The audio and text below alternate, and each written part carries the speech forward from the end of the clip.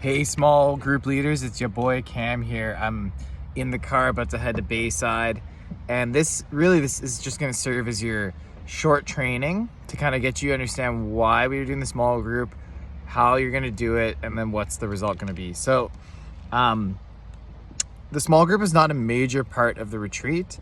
Rather, it's a tool we're using to really give well-equipped leaders a chance to almost start spiritual conversations with people, like just to start it, that they could continue outside.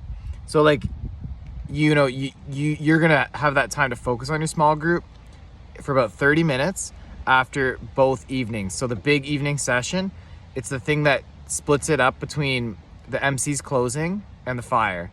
You're the middleman, so that you meet as a group, and then you end it when you feel right, and you go hang out, do whatever you want to do, be crazy all night. Yeah, and the idea came from that we, at past fall retreats, we would do this naturally. Like, we would grab people aside and just ask, how was your night? And we thought, well, why not just speed it up a bit, right? And get people to meet. So when you walk in to get registered, you're going to be given a little card, and on the card is a saint, and that's like your group's icon, just so you can all find each other. At the end of the first night, instead of naming all the names and going through lists of people, we'll just say, remember that card you got? You probably wonder why. It's actually going to be your small group. So everyone find all the matching cards, and those are your people. I'll send out the list as well, and you'll see who's in your group, but you'll just find the people with the cards. So for tonight, and so the real result, like really, like the real night where our role matters is night number 2, in my opinion. Why? Because, people are going to be experiencing a lot by that time. They'll be in adoration, and something will happen, or an emotion or something, and it might be opening them up to something new. And sometimes without a conversation, people are opened up, but they don't know what to do with that openness. They don't know that, the Lord, I could invite him to be the center of my life. Or that was an encounter with the Holy Spirit. I didn't realize it. And so night number 2 is the goal of the small groups, really. It's that you have enough rapport to ask key questions Saturday night, which is something like, what did you experience tonight? And then maybe have a chance to share the you are, or go where that conversation is going to lead. Night number 1 is building rapport. So I'm just going to zoom on that because that's what we're about to head into. The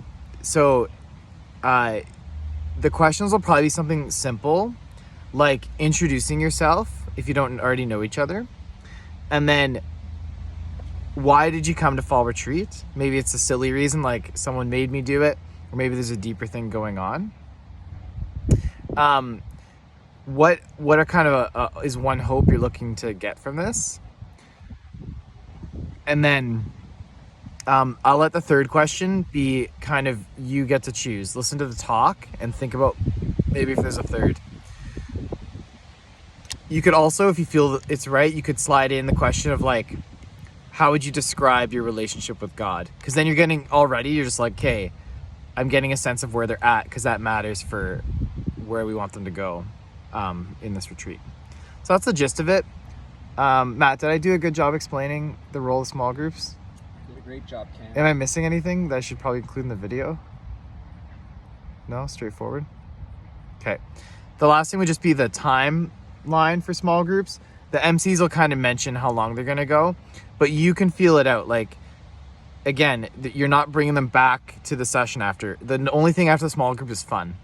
And the last thing is, each small group time, actually there's a like kind of evening midnight snack. It's not midnight, but you know what I mean. So tonight it's cinnamon buns, so you can like get cinnamon buns together, and then tomorrow night, like the celebration, it's actually ice cream sundaes. So it's kind of celebratory, because we really are like, God is going to do stuff, so it's worth celebrating with sprinkles on top. That's it. See you very soon.